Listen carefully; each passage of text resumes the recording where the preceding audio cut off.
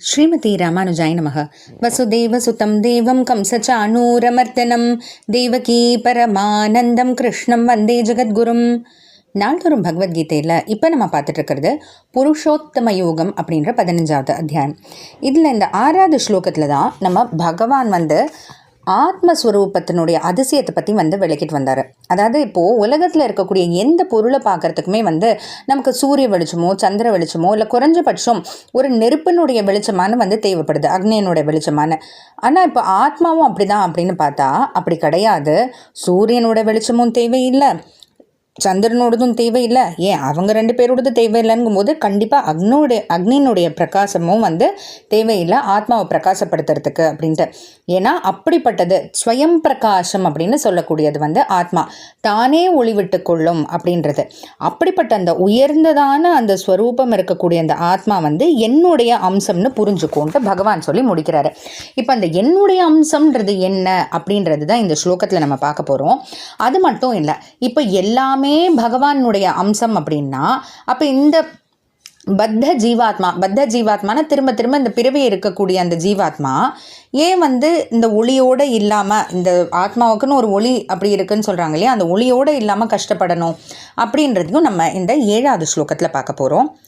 மமைவாம்சோ ஜீவலோகே ஜீவபூதः சனாதனः மனஷஷ்டானீந்திரியாணி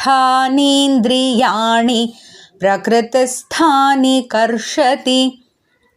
சரி, முதல்ல அம்சம்னா என்னன்னு பார்க்கலாம். அம்சம்னா ஒரு பகுதி அப்படின்னு சொல்லலாம். சரி, இப்போ பகுதின்னா ஒரு பழத்தில் ஒரு துண்டத்தை வெட்டி எடுக்கிறோம், அப்போ அது அம்சமாயிடுமா? பழத்துக்கு அம்சமாயிடுமா? இல்லை ஒரு வேட்டி இருக்குது, அந்த வேட்டியில் ஒரு பகுதியை நம்ம கிழிச்சு எடுத்துட்டோம்னா அது வேட்டினுடைய அம்சமாயிடுமா அப்படின்னா அப்படி கிடையாது. இப்போ நம்ம அப்படி சொன்னோம்னா அப்போ ஆத்மாவென்ன பகவான்லேருந்து நம்ம வெட்டியாக எடுத்துகிட்டு இருக்கோம் இல்லை இல்லையா? அப்போது பல பகுதிகள் கூடி இருக்கக்கூடியதில் ஒரு பகுதி அப்படின்னு வச்சுக்கலாம் ஒரு புரிதலுக்காக.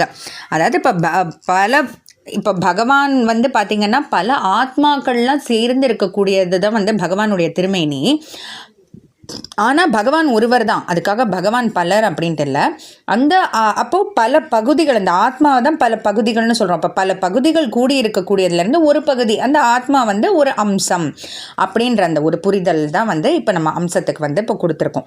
சரி, இப்போ இந்த புரிதலுக்கு அப்புறம் அப்போ ஆத்மா பகவானுடைய ஒரு அம்சம் அப்படின்னா அப்போது ஆத்மாவிலேயே 3 விதமானது உண்டு. ஒன்று பத்த ஜீவாத்மா, அடுத்து முக்தாத்மா, அடுத்து நித்யாத்மா. நித்யாத்மானா எப்போதும் பகவானோட அந்த பரமபதத்தில் இருக்கக்கூடியது தான் நித்யாத்மா. எப்போதும் அங்கே பகவான் கூட. முக்தாத்மானா அதுவும் பாவம் இந்த மாதிரி இந்த சம்சாரத்தில் பிறப்பு இறப்புன்ற அந்த சுழற்சியில் மாட்டி கஷ்டப்பட்டு இருந்திருக்கக்கூடிய ஒரு ஆத்மா தான். ஆனால் பிறகு எல்லாம் ஒரு தெளிவடைஞ்சு ஆத்மானா என்ன உடம்புனா என்ன அதெல்லாம் புரிஞ்சுக்கிட்டு புரிதல் பகவான் மேலே பக்தி கொண்டு முக்தி அடைஞ்ச ஆத்மா தான் முக்தாத்மா. பத்தாத்மா இல்லை பத்த ஜீவாத்மானா இன்னும் இந்த சுழற்சிக்குள்ளே மாட்டிட்டு சிக்கிட்டே இருக்கக்கூடியது தான் பத்த ஜீவாத்மா. இப்போ எல்லாமே பகவானுடைய அம்சம் தான்னா இந்த பத்த ஜீவாத்மா ஒளிவிட்டு இருக்கணும் இல்லையா, கஷ்டப்படாமல் இருக்கணும் இல்லையா, ஆனால் அது மாதிரி தெரியலையே அப்படின்னா அது ஏன்றது பார்க்கலாம்.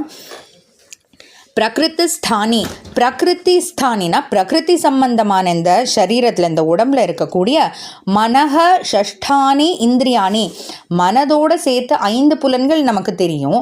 அந்த 5 புலன்களோட மனதையும் சேர்த்தா 6 புலன்களை கொண்டு கர்ஷதி செயல்படுது, செயல்களில் ஈடுபடுது, இந்த புலன் இன்பங்களில் ஈடுபடுது.